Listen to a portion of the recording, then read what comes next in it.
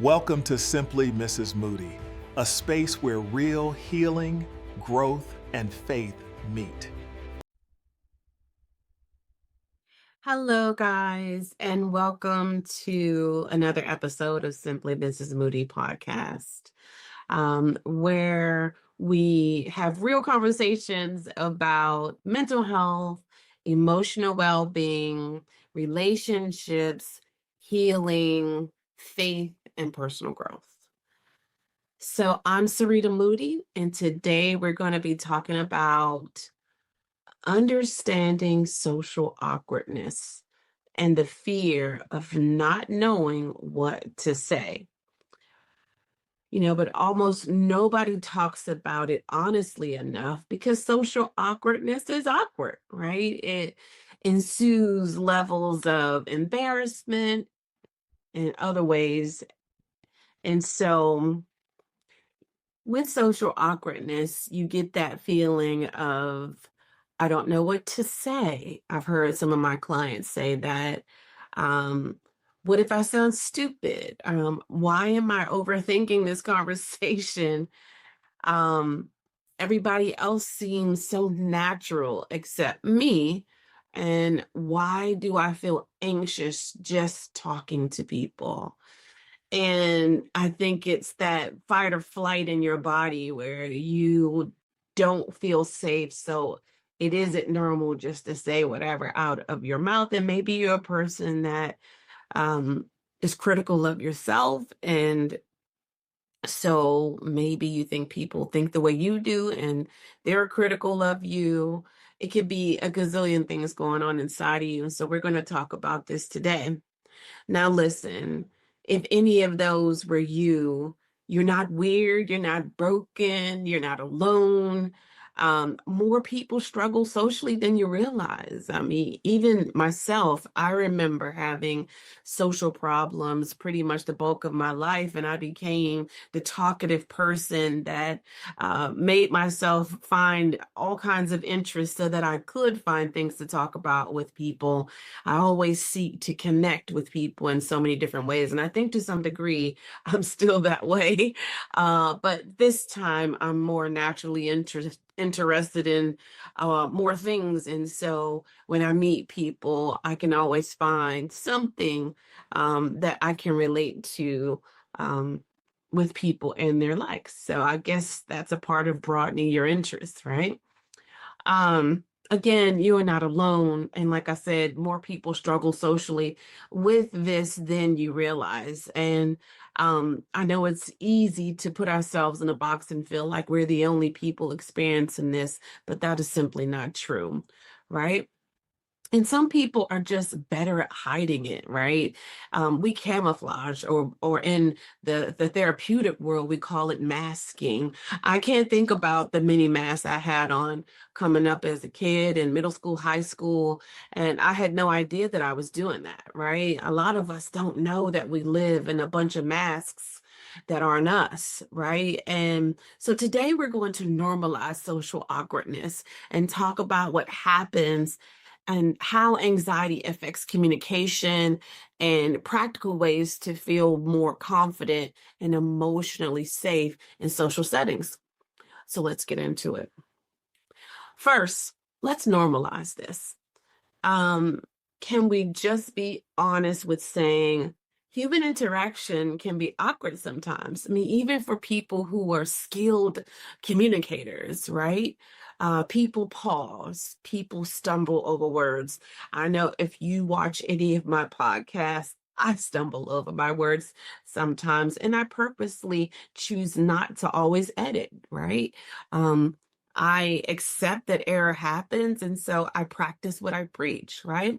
So people replay conversations afterwards. How many times have we said, dang, I wish I could have said it this way. This would have been more powerful or effective if I had said it that way, or whatever the case may be, right? But in the moment, you feel like you didn't show up in the best version of yourself for whatever the situation was, right? People say to you, people say, you too, when the waiter says, enjoy your meal, right? You too. Guess what? when you are getting your food, oh, I know what people say. Okay, have good travels, right? But you're the one traveling. They're from wherever you are, wherever they are, and you say you too. And sometimes we have these candid, automatic responses that we say to people, and it's just automatic. It's one of those things to say, "Oh, how are you? I'm good. How are you? I'm good, but I'm not good. I'm not good." I'm just saying I'm good because that's just the automatic response. And so many times we have those automatic responses, right? People wave back at someone who wasn't even waving at them, right? You could be, I know that's happened to me so many times. I've been like in a big place like the airport, and you're standing there and it looks like somebody's just going, "Hey," and strangers do that. They do wave at you, especially kids, right? They wave at you. But then you look over your shoulder and you're like, "Oh," we've seen it time and time again in movies, right? And they make comedic satire from it, right? So we've all had awkward moments, and social awkwardness is a part of being human. It's the human condition. But somewhere along the way, social media and constant exposure to polished personalities made people believe everyone else is effortlessly confident at all the time. And I gotta be honest, it's false. That's simply not true. Many people walk into rooms silently overthinking, how should I act? Do they like me? Am I talking too much? I'm one of those people that would say that over the mic. I remember I used to give, speeches, or I remember I was school counselor. We would have, assemblies and things like this. And I would say to the staff and the students, "Am I talking too much?" And, you'll hear people, respond. Some say yes, and others are, "No, keep talking," And so, make light of the situation, right? Or am I too quiet, right? um did this sound weird, right? Or a lot of times, one of the things I do in my sessions, I'm always asking people, um you know what I mean? Do you understand what I'm saying? Just to make sure that I'm being heard in a way that people are understanding, because sometimes you think I explain things or I say things in a way that maybe they didn't get it. And if they didn't get it and they say, "Oh yeah, we get it," but they didn't get it, I want to make sure you get it. So I'm gonna ask the question, does that make sense? Right? That's my favorite one, is, does that make sense? Right? And I've heard, some people say, "Nah, that doesn't make sense to me." I've heard my husband say that to me sometimes too. So you'd be surprised how many people are anxious while pretending to be comfortable, right? So I just want to talk about, why social awkwardness happens. You know, let's just talk about this in a more calm, relatable, clear, explaining way, right? Because social awkwardness is usually deeper than being shy. Most people just say, "Oh, I'm just shy." And that's the easy answer. Sometimes it's connected to anxiety, and anxiety stems from somewhere.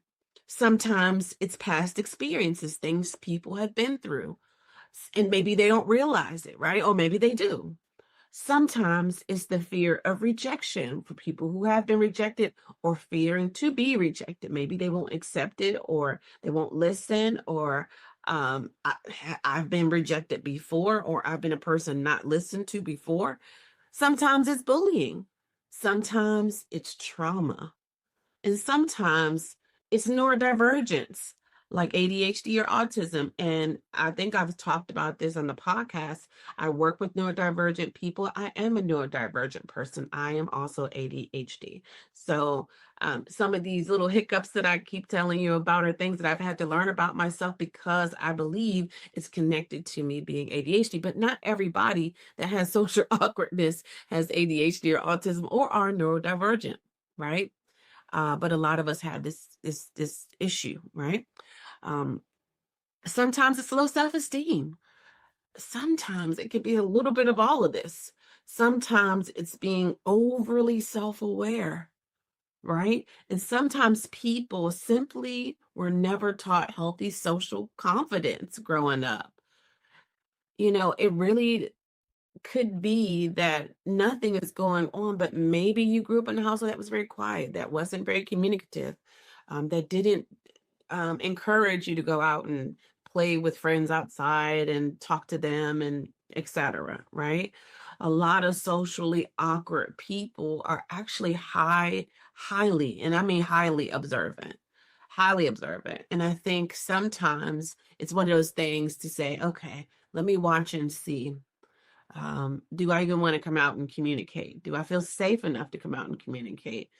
Um, they notice everything: facial expressions, tone shifts, body language, silence, energy changing. I got to be honest, I'm a very social person. I would call myself an extroverted introvert. And that to me means when I go outside of my home and my comfort place, I am the extrovert. And that's just naturally because I love connecting with people. But my battery gets spent. I want to come home, and my home is my sanctum, right? Some people are introverted extroverts, where outside is like, oh no, I don't know any of you. I don't feel safe. I'm observing everything. I might come out if I want to, but I may not. It reminds me of a turtle in the shell. And then when they get home in their safety net, where they're safe at, they feel, this is their comfort place inside their home, and the people that are in the home are the safe people. Then they come out of the shell, and now they're this extroverted person around those people that they feel comfortable with and know. Um, and so those have factors too. I don't know where you feel like you align with it. I hope that it's touching on some parts or things that you can identify with that makes you say, "Wow, okay, that makes sense for me." Right? This might be what's going on with me. And like I said to you before, it's always great when things have language to put to it because it brings forth better understanding, right? So, um, people who experience social awkwardness, like I said, they notice the facial expressions, the tone shifts, the body language, the silence, the energy changes. And because they notice so much, their brain starts to overprocess social interaction, and they're not relaxed in the conversation. They're monitoring themselves during the conversation, and that's exhausting. And you know what that does?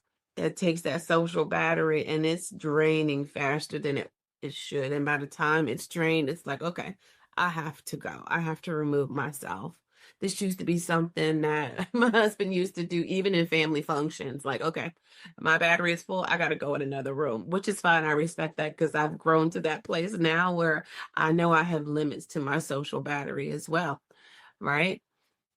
Um, so let's talk about when we don't know what to say. I've heard so many people say this to me in my sessions about um, how to talk to people. I just don't know what to say.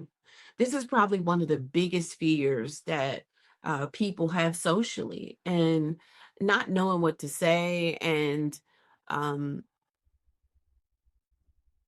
not knowing what to say, and wondering if they're going to tell you something important. Sometimes when people share deep rooted things with people that have social awkwardness, they are concerned that they are not going to know how to respond to this deep seated or rooted information. And so one of the things I want to just say, that if you're ever in that situation where you already have that social awkwardness and somebody feels led to confide in you about a thing, it isn't always about what you say. And you may not have very much to say, and that's okay to say that. Listen, I don't have words for you right now, but what I do have for you right now is my presence, and I'm here so that at least, at the very least, you're not going through these heavy feelings by yourself, is all that may need to be said. There's no special epiphany that needs to come unless you feel led to do so. that is inspiring or moving. Sometimes people just want to know that you'll just be present with them through the difficult times. And sometimes that might be something, I'll go back to one of my other podcasts about knowing your boundaries and what you can and can't take. You may not always have the barometer or the battery life to hold space for somebody's deep rooted situations. And I mean, the difficult thing with that is you just have to be honest. Listen, I want to be here for you. I just don't have the capacity. So that it doesn't sound mean, but it sounds honest that I may be in my own little something and I don't have the capacity, but I do care and love you. May I suggest you look into maybe calling your brother, your sister, is there a grandmother, someone that you can confide in, and I can check in on you, tomorrow or the next day or whatever the case may be. So I think it's important to be, to do that reflective piece and be honest with yourself. So I don't know what to say. Like I said, that's one of the biggest fears people have, not knowing what to say. And let me tell you something important. Good conversation is not about being the most interesting person in the room. It's about connection. Okay. That's why I said just being present. It's about connection. People often think they need to perform socially, and that's just not true. Like they need to be funny or impressive or intelligent or deep, or outgoing or entertaining all the time. But honestly, it's just not what is needed always. You don't always have to be that. I want to urge you all to find your comfort place of who you are and be okay with that. Not that you have to have everybody else be okay with that, but if you're walking around accepting of who you are, and if it's different, that's fine. Whoever said, this world is wrong, especially in America, we feel that different is wrong. You have to be the same. I think if you're the same, you're very boring. That's boring. That is so boring. But there's so much diversity going on in America specifically. Well, I mean all over for real. I mean all over the globe. So I think that I want to encourage you to accept yourself as you are. It'll make it much easier to move around in the world, not worrying about all these other different things. Am I being funny? Am I being impressive? Am I being intelligent? Am I being too deep or not deep enough? Am I outgoing or am I not outgoing? Am I entertaining? This is just so much. You are draining yourself crazy. It is too much. You don't have to say something profound every 5 minutes. Sometimes conversations are simple. And awkward pauses are okay. They're normal. I do it all the time in a therapy session. And you know what I found? That when I sit back and pause, it gives the person time to continue collecting their thoughts and going more deeper into whatever it is they want to say. Right? That awkward pause, that's normal. That is a normal communication. And I think that if you are talking and you do an awkward pause, it is meant for you to get your thoughts clear together as well. I remember my bachelor's degree is in communications, and I remember I used to have to give speeches all the time in my class, and I hated the awkward pause. And I remember that my professors, they would always tell me, "You need to pause in between," because it was just like I was doing a speech, but it was like a run-on sentence because I felt uncomfortable with the pause. Like everybody's staring at me. I need to keep talking. And I'm just like, and it's coming all out. And I've learned since to do the awkward pause. See? And sometimes the awkward pause gives the listener and even you time to like process what was just said, right? Um, I think that that's important. So don't feel pressure because there's an awkward pause. They're normal. The pressure to constantly say the right thing creates anxiety, and anxiety blocks the natural flow of the communication. Your brain starts scanning for danger instead of staying present. And so that, that's being in survival mode. You're putting your nervous system at heightened heights, and it doesn't know what to do with itself, and it makes you feel really yucky. And that's why socially anxious people often rehearse conversations in their head while the conversation is actually going on, right? Um and I understand why people do that, and I don't think it's horribly bad to do. But I do think if it gets to the place that you do that and it causes you anxiety, stress, and all of that, then maybe we need to dial back some of that. And let's talk about the anxiety loop. Here's what often happens in the anxiety loop. You enter the social setting, your brain says, what if this goes badly? I don't know why the is rooted in fear. And so you think, what if this goes badly? You always, get ready to assume the worst. Then your body reacts, your heart starts racing, you may get sweaty palms, you start overthinking, you feel tension in your chest and your shoulders, and now your hyper awareness is all over the place, like right? And you're like, oh my goodness, okay, none of this is fun. This was supposed to be just a chill, hangout with friends and, whatever. And now it's become this whole big thing. I'm sweating, I'm anxious, my stomach hurts, my chest hurts, everything. And I need to calm down, right? Oh, I don't even want to go. I'm getting ready to leave early. And then because you're anxious, your words don't come out naturally. Now you feel embarrassed. Then afterwards, you replay everything. Why did I say that? They probably think I'm weird. I sounded awkward. And now your brain stores social interaction as emotionally unsafe. So next time, um, the anxiety increases when you go into another social setting. And this is why social anxiety can become cyclical. It's a cycle. So then you after it happens so many times and it's in that cycle, now you don't want to go anywhere. Now you start to isolate. And not because you actually lack value socially, but because fear keeps interrupting your ability to relax and connect naturally to people.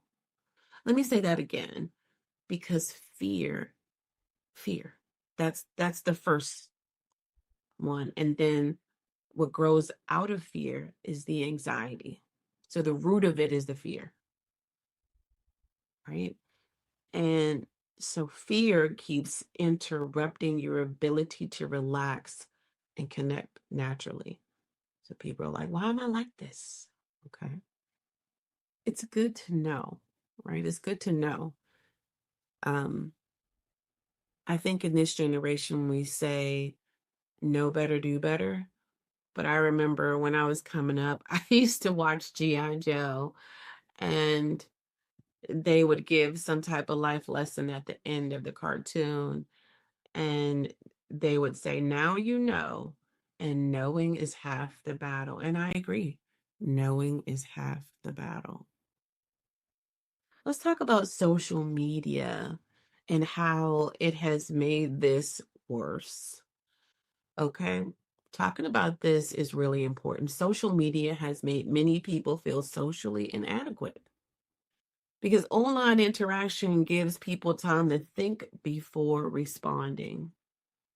You can edit, your text, you can delete the messages, you can rewrite the captions, you can control your presentation. But in real life interactions, it doesn't work like that. You can't edit and delete and rewrite anything in face-to-face communication. Real conversations are imperfect. They are not perfect. They are flawed. They're human. They're messy. and they can get awkward sometimes. And people who spend more time communicating digitally may feel more anxious with in person interactions because real time conversation requires spontaneity. And that doesn't mean something is wrong with you. It means that you may need practice reconnecting with real life human interaction without perfectionism. I know that when the pandemic happened, when the pandemic happened, it made everything worse. It did because people were used to communicating via text, via email, and all these other platforms that didn't require face-to-face communication. So much so, I think that if you had a touch of social awkwardness, but worked your way to normalizing it and doing it more consistently face to face, that when the pandemic happened and we were like, in the house for 3 years or so, almost four, um everybody got used to a way of doing things, and many prefer it that way still, right? Even with this platform, like I built my business on being fully virtual. We don't have a brick and mortar where it's face to face. And I noticed that a lot of my clients feel more comfortable being in their comfortable space, either their homes or at work or safe places, to sit down and do the therapeutic work. At least we do still see each other on camera so we can see facial expressions. It's live, things to that nature. There's no editing, those types of things. But even being behind the camera and not in a face to face setting works for some people. But for other people, they prefer to be face to face. So there's a whole faction of people now that pull away from the face to face and would rather stay behind a laptop, behind a text message, behind an email to authentically communicate. And what I hear a lot of people say about that is I can get all my thoughts out, especially if you have people that are in situations where communication is not healthy, where you're trying to get your words out. Maybe you process how you get things out slower and people rush you to speak, or maybe they talk over you when you're trying to explain yourself and that's frustrating. Maybe it causes arguments. There's so many different factors here, and I can't go over it all in this podcast, but I'm just doing this to just give you a barometer, somewhere like a baseline of understanding yourself if you have these difficult things going on. Um, but normalizing it for you that this is a lot of people, and I myself have suffered from it as well. But again, I do think it comes with the piece of working on your confidence within yourself, working on accepting yourself and I'm not saying you shouldn't care about what people think, but it shouldn't be to the place where it overrides what you think about yourself, right? And how you love you, and you accepting whatever differences about you that there are. I would always say, as I was growing out of my insecurities and my people pleasing and being able to um, share things about myself, I had to learn that um, if I didn't make any of the awkward, weird things about myself a skeleton in the closet, nobody else can. So if I take it out and I say I accept this about me, no one else can throw it back up in my face because I've accepted that about myself. And you can throw it at me, but it won't hurt because I'm this is who I am and I love me. But it takes time to work on that. And this is what therapy helps with, right? Even not even just therapy, a life coach, right? At my company, Special Hands Outreach, we do therapy and we do life coaching. So I'll get more into that in another podcast about the difference between the two and how they help. But before we go, I want to talk about practical suggestions to help you with this, okay? Because social confidence is a skill, not just a personality trait. So number one, I want you to stop trying to perform if that's what you're doing. You don't need to you don't need to impress everyone. Seriously. The goal is not how do I make everyone like me? The goal is how do I show up authentically and stay present? People connect more deeply with authenticity than performance. Okay? Two, ask questions. One of the most easiest ways to reduce pressure is to stop focusing only on yourself. Ask people about themselves. People genuinely enjoy being asked about their interests or their family, their hobbies, the work they do, the passions they have, and their experiences, right? Simple questions help conversation flow naturally. You don't need to be perfect, and it doesn't need to be perfectly scripted. Number three, accept small, awkward moments. Awkward moments are not emergencies. Let me say it again. Awkward moments are not emergencies. Everybody says strange things sometimes, including me. And sometimes I'll say to myself, what the heck did I just say? I'll say that out loud. Everybody has pauses. Everybody misreads situations occasionally. And confidence grows when you stop treating imperfection like failure. That's not it. Imperfection is human. It's the human condition. There's no such thing as perfection. Imperfection is not failure. Number four, practice being present instead of self-monitoring, right? Many social, anxiety people are focused inward. How am I coming across? Try shifting outward. What is this person communicating? What can I learn from them, right? About them? Or what emotion are they trying to express? Maybe they can't say it or they don't know the language, right?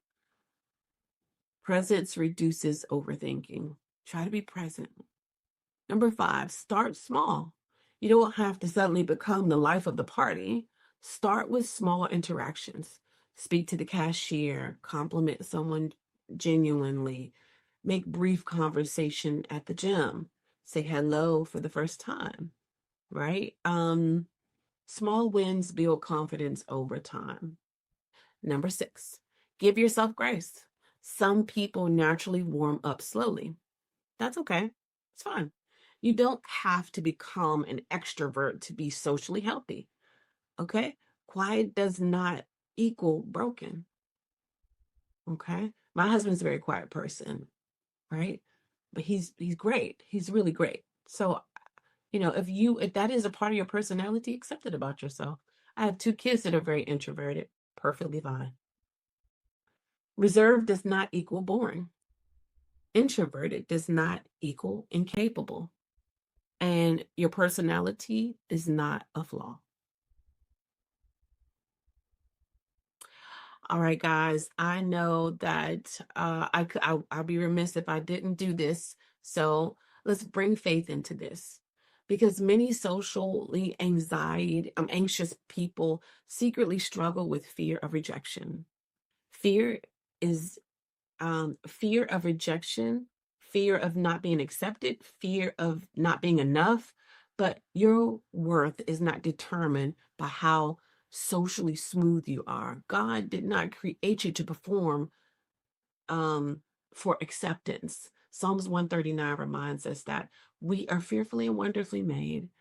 And sometimes healing socially starts with realizing I don't have to earn belonging by being perfect. I don't have to earn belonging by being perfect. That's freeing. You can grow socially while still accepting yourself compassionately in the process. So if you've been feeling socially awkward lately, take a breath. You are learning, you're human, and honestly, Some of the kindest, deepest, most thoughtful people are the ones who struggle socially because they care deeply about connection. Don't let awkwardness convince you to isolate yourself from relationships and community. You deserve connection too. And so, socially confidence is built through practice, not perfection, just practice. So, thank you all for tuning in to Simply Mrs. Moody. Um, if this podcast encouraged you, send it to somebody who struggles with social anxiety, overthinking conversations, or feeling awkward around people. And remember, you do not have to be perfect to be worthy of connection. I love you all, and I will see you next time. Have a blessed one. For support, contact specialhandsoutreach.org at 443-256-5290.